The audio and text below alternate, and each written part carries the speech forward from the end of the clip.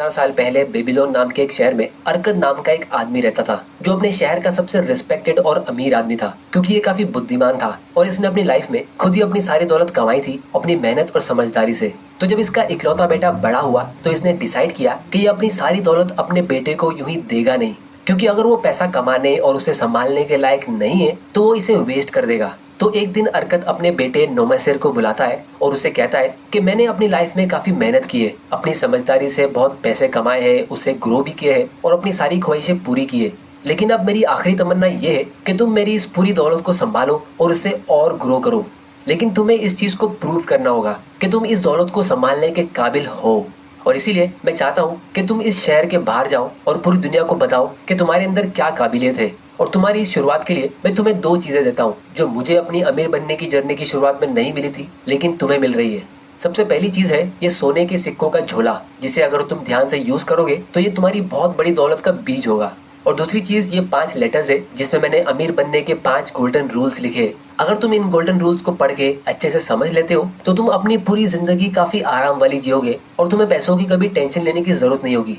अब तुम्हें 10 साल के लिए इस घर से और इस शहर से बाहर जाना होगा इन 2 चीजों के साथ। और 10 साल बाद जब तुम वापस आओगे तो तुम्हें अपना हिसाब किताब देना होगा कि तुमने क्या किया, जिससे मुझे पता चल जाएगा कि तुम मेरी दौलत को संभालने के लायक हो या नहीं। अगर तुमने प्रूव कर दिया तो मेरी सारी दौलत तुम्हारी होगी, लेकिन अगर तुमने अपनी काबिलियत प्रूव नहीं की तो मैं अपनी सारी संपत्ति गरीबों को डोनेट कर दूंगा और तुम्हें अपना रास्ता खुद ढूंढना होगा। तो तब अरकत का बेटा नोमासिर उन 2 चीजों को लेके, यानी सोने के सिक्कों का बैग अच्छे से पैक करके और उन लेटर्स को एक कॉटन के कपड़े से लपेट के घर से निकलता है। और उसकी माँ उसको एक गुलाम और कुछ घोड़े दे देती है उसकी सेफ्टी के लिए। फिर एग्जैक्ट 10 साल होने के बाद नोमासिर वापस अपने घर आता है और देखता है कि उसके पिताजी काफी बूढ़े हो गए हैं, लेकिन उसे वापस आता हुआ देख के उसके पिताजी काफी खुश होते हैं। और इसी खुशी में अरकत अपने सारे दोस्तों और रिश्तेदारों को डिनर पे बुलाता है। फिर जब उनका डिनर हो जाता है तो वो सब नोमासिर की तरफ देखते हैं और उसके मॉम डैड भी अपनी चेयर पे बैठ के नोमासिर को सामने खड़ा करते हैं और उसे पूछते हैं कि उसने इन 10 सालों में क्या किया। तो नोमासिर बताता है कि उसने शादी कर ली और वो अपनी बीवी और 2 छोटे बच्चों को भी लेके आया है और कहता है कि पिताजी, मैं आपकी होशियारी और बुद्धिमानी को सलाम करता हूँ। 10 साल पहले मेरे पास कुछ भी नहीं था और आपने एक बहुत ही अच्छे पिता होने के नाते मुझे एक सोने के सिक्कों का बैग दिया और साथ में एक उससे भी ज्यादा कीमती चीज दी जिसकी कीमत मैं उस वक्त समझ नहीं पाया। और इसीलिए जब मैं बाहर गया तो मेरे हाथ से वो सोने के सिक्कों का बैग इतना जल्दी दूर चला गया जैसे एक बच्चे के हाथ से एक खरगोश भाग जाता है, क्योंकि उसको पता नहीं होता है कि उस खरगोश को संभाला कैसे जाए।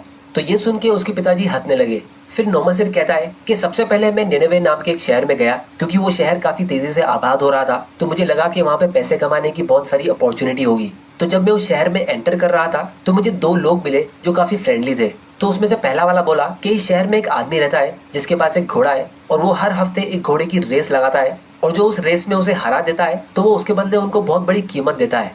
तो दूसरा वाला बोला कि मेरे पास एक जवान अरबी घोड़ा है जो काफी तेज भागता है, लेकिन मेरे पास पैसे नहीं है। अगर मेरे पास पैसे होते तो मैं जरूर उस आदमी से कंपटीशन लेता और जीत जाता, क्योंकि मैंने सुना है कि उसके पास कोई साधारण सा घोड़ा है जो मेरे घोड़े से इतना तेज नहीं भागता है। तो इतने में नोमासिर कहता है कि मेरे पास पैसे है, तुम अपने घोड़े को रेस में लेके आओ, मैं तुम्हें घोड़े पे शर्त लगाने के लिए पैसे देता हूँ और फिर हम आधा आधा प्रॉफिट लेंगे।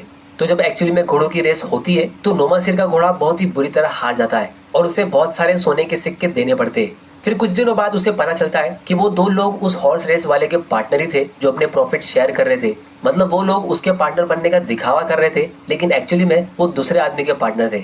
और वो लोग ऐसे ही नए नए सफर करने वाले लोगों को ढूंढते थे, उनको बातों में फंसाकर उनको बेवकूफ बनाते थे। फिर नोमासिर अपने पिताजी को कहता है कि मुझे लगा उसके बाद मैं चौकन्ना हो जाऊंगा, क्योंकि मैंने ठान लिया था कि मैं और पैसे बर्बाद नहीं करूंगा, लेकिन ये तो मेरे बेवकूफ बनने की शुरुआत थी। क्योंकि फिर कुछ ही दिनों बाद मैं एक दूसरे आदमी से मिला जिससे बात करके मुझे पता चला कि वो भी एक अमीर फैमिली से बिलोंग करता है और वो कोई जगह ढूंढ रहा है सेटल होने के लिए। और उसे पता चला कि पास के गांव में एक बिजनेसमैन मर गया है जिसके पास बहुत सारे कपड़े और गुड्स थे जिसका वो बिजनेस करता था। तो उस बिजनेसमैन की बीवी उन सब गुड्स को काफी सस्ते प्राइस पे सेल कर रही है और लोग उसे खरीद नहीं रहे क्योंकि किसी के पास उतने पैसे है नहीं। तो नोमासिर का वो न्यू फ्रेंड कहता है कि हम इन सारे गुड्स को खरीद लेते हैं ताकि हम बाद में इसे अच्छे प्रॉफिट में सेल करेंगे और फिर हम पार्टनरशिप में इस बिजनेस को ग्रो करेंगे। तो ये आइडिया नोमासिर को काफी अच्छा लगता है, लेकिन वो आदमी कहता है कि मैं अभी अपने साथ पैसे लाया नहीं हूँ, तो तुम अभी ये गुड्स खरीद लो, मैं अपने शहर जाके गोल्ड लेके आता हूँ और तुम्हें अपना आधा पेमेंट कर दूंगा। तो नोमासिर उसकी बात सुन के पूरा पेमेंट करके वो सारा गुड्स अपने पास रखता है और उस आदमी का वेट करता है। लेकिन काफी टाइम गुजरने के बाद वो आदमी कभी रिटर्न आता ही नहीं है।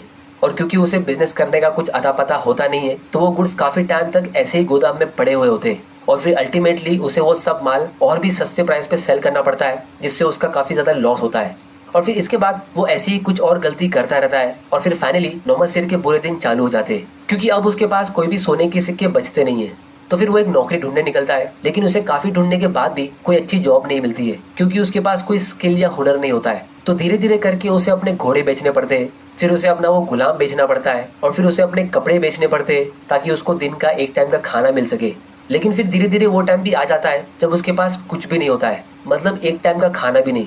तब बोला था नई शर्ट मत पहनो। पहनो नहीं तो क्या इसे प्रेम करा लूं? डिटर्जेंट से घिसते घिसते पिताजी की बात याद आती है कि अगर तुम्हें इस शहर का सबसे अमीर इंसान बनना है और इज्जत चाहिए तो तुम्हें उससे कमाना होगा। और इसीलिए वो सोचता है कि वो इतना जल्दी गिव अप करेगा नहीं।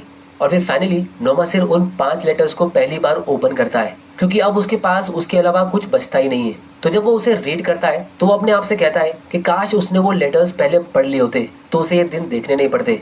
लेकिन खैर गलती तो उससे हो चुकी थी। अब यहाँ तक की कहानी सुन के नोमासिर के रिश्तेदार और उसके मम्मी डैडी काफी टेंशन में आ जाते हैं। तो तब वो अपने पिताजी को बहुत ही प्यार से कहता है कि आपने मुझे सोने के सिक्कों के साथ एक झोला दिया और वो 5 लेटर दिए जो मेरे हिसाब से सबसे ज्यादा वैल्यूबल थे, क्योंकि अब तक मैंने आपको मेरी स्ट्रगल करने की कहानी सुनाई क्योंकि मैंने आपकी सबसे कीमती चीज को इस्तेमाल नहीं किया था।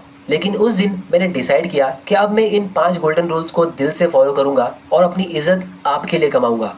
तो फिर इसके बाद नोमासिर एक लेबर यानी मजदूरी का काम करता है जहाँ से उसे थोड़े से पैसे मिलते हैं, लेकिन क्योंकि पहले उसके पास कुछ भी नहीं था तो उसके लिए वो भी काफी हो जाते हैं।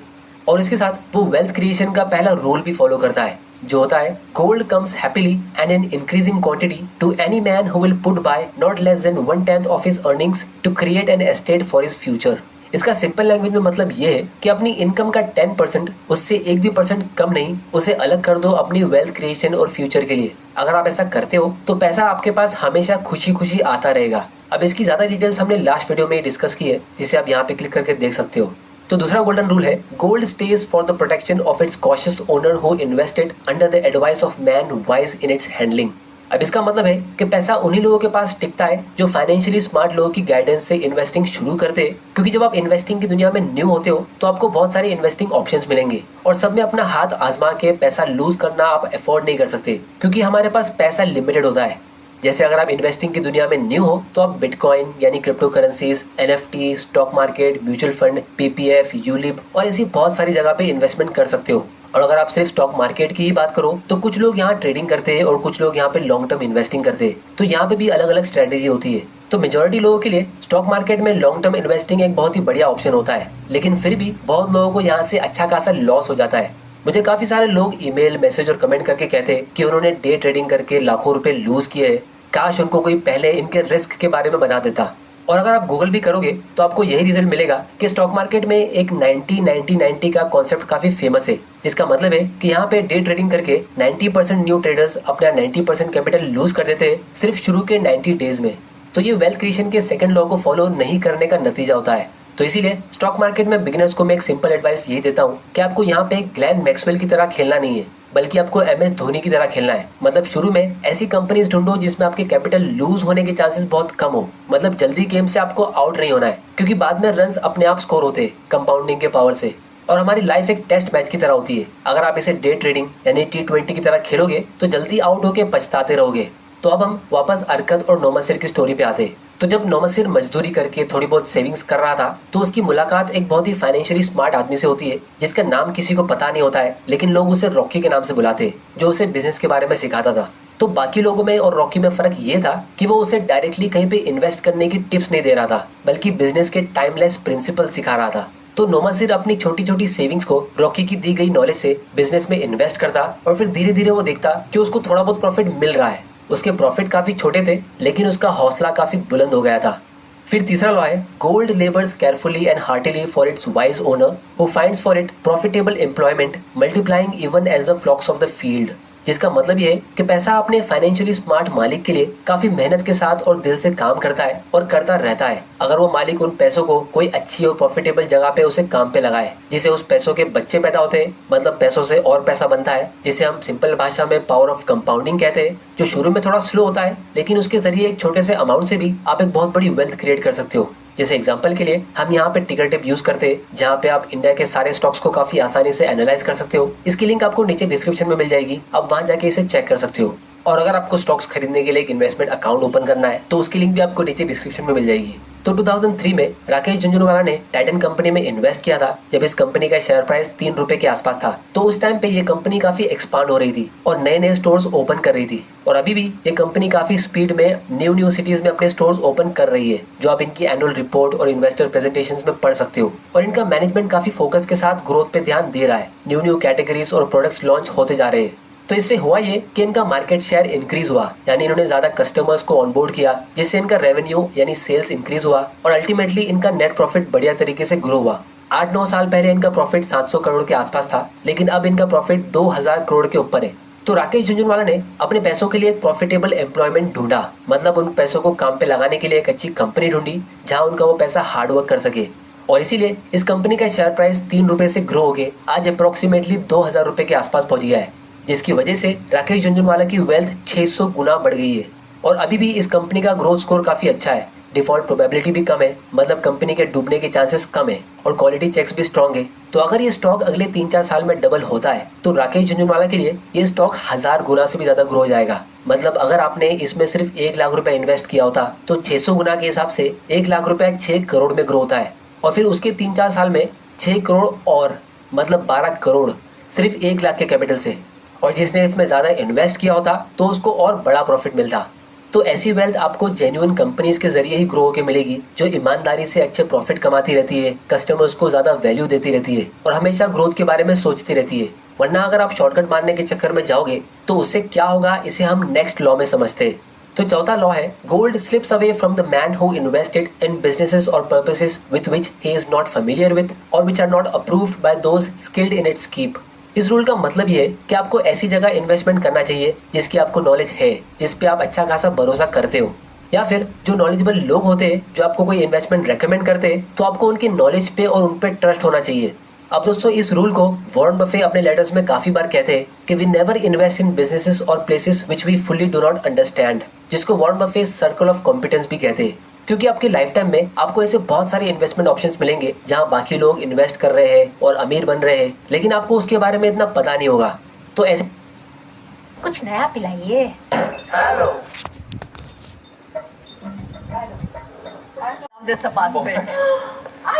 आपको पहले उन इन्वेस्टमेंट्स को समझना चाहिए, फिर ही उसमें इन्वेस्ट करना चाहिए। क्योंकि मान लो अगर आपने इसी स्टॉक टाइटन कंपनी में ईयर 2000 में इन्वेस्ट किया होता जब इसका शेयर प्राइस 7 रुपए के आसपास था, तो आपने 2003 में इसे बेच दिया होता जब इसका शेयर प्राइस 2-3 रुपए के आसपास था। क्योंकि 7 रुपए से 2 रुपया मतलब ये 70% का लॉस होता है। तो जिनको बिजनेस की नॉलेज और उसकी अंडरस्टैंडिंग नहीं होती है, तो वो लोग हमेशा मार्केट क्रैश के बीच डर के सेल कर देते।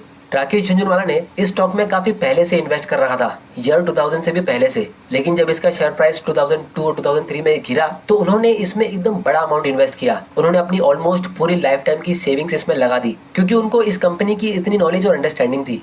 तो एक चीज मैंने हमेशा देखी है कि स्टॉक्स सेम होते हैं, लेकिन 2 लोगों को अलग अलग आउटकम मिलता है, एक को प्रॉफिट और दूसरे को लॉस। क्योंकि जिसको लॉस मिलता है तो उसने लॉ नंबर 4 फॉलो नहीं किया होता है, और उन्होंने किसी भी स्टॉक में कभी भी इन्वेस्ट कर लिया होता है बिना उसको समझे।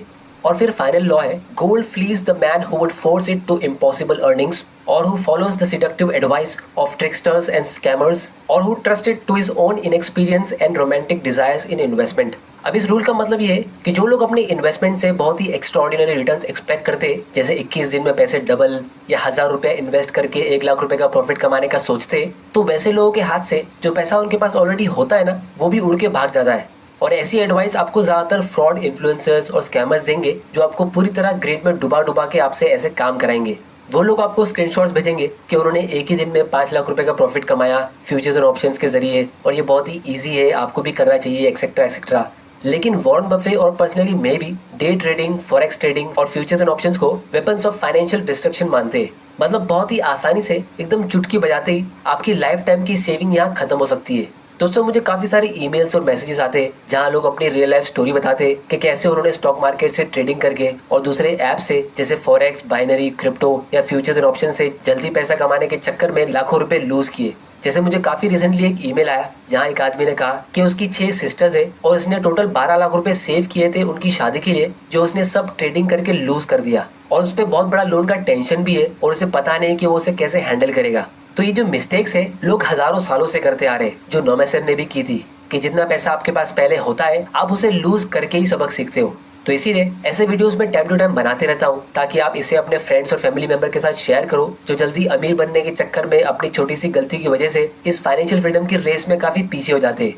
अब दोस्तों गुड न्यूज ये है कि चाहे आप अपनी लाइफ में कितनी भी गलती करो, आप हमेशा एक कमबैक कर सकते हो और अपनी लाइफ टाइम में वेल्थ बिल्ड कर सकते हो।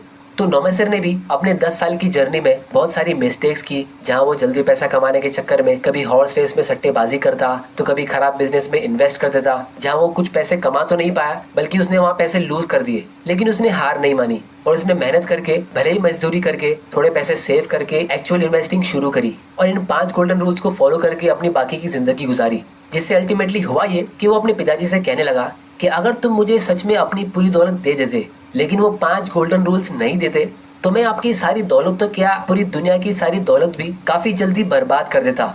लेकिन आपने ऐसा नहीं किया क्योंकि आप बुद्धिमान हो।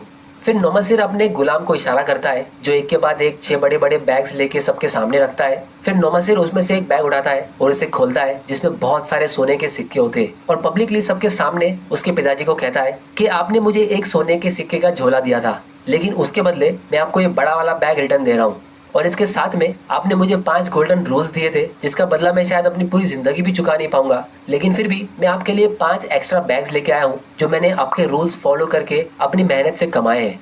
और अगर आप मुझे अपनी दौलत नहीं भी देते हो तो भी मुझे इससे कोई अफसोस नहीं होगा, क्योंकि अब मैं अपनी जिंदगी में अपनी दौलत खुद कमा सकता हूँ।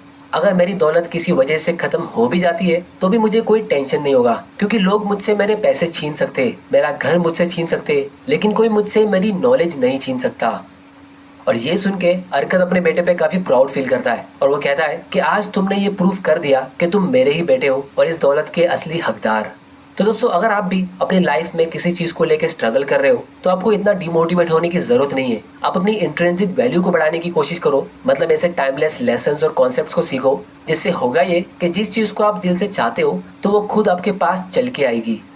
तो दोस्तों आज की वीडियो में इतना ही। आने वाली वीडियोस में हम इससे भी एक इंटरेस्टिंग स्टोरी नवासिर नाम के एक आदमी के बारे में डिस्कस करेंगे जो मेरी फेवरेट है। तो अगर आपने ये चैनल अभी तक सब्सक्राइब नहीं किया है तो जल्दी से